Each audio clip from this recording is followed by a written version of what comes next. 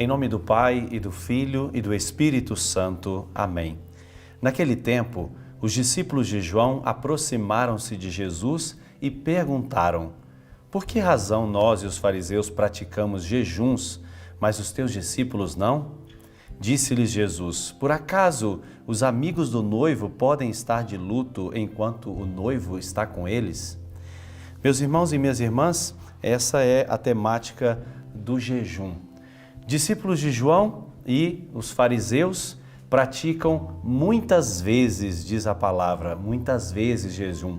O destaque para o termo polis aqui é interessante, porque indica uma prática que era frequente, para sublinhar que algo era constante na vida dos discípulos de João e também dos fariseus, a prática do jejum. Uma prática vivida certamente ao pé da letra, mas que, porém, havia caído na esterilidade. Esterilidade por quê? Uma prática espiritual que não conduzia a uma relação amorosa com Deus e também nem menos com os irmãos. Se praticava jejum explorando os mais fracos, basta ler, por exemplo, o Antigo Testamento, quando os profetas fazem uma denúncia muito forte sobre a prática de jejuns no meio da exploração dos mais fracos.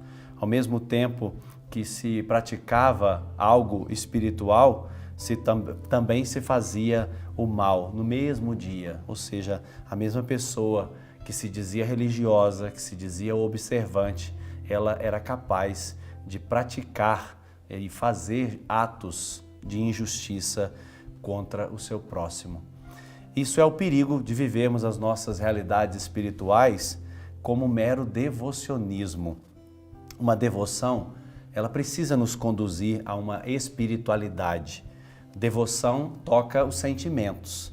A espiritualidade deve levar a nossa opção a um estilo de vida. A prática espiritual deve nos levar à imitação de Cristo.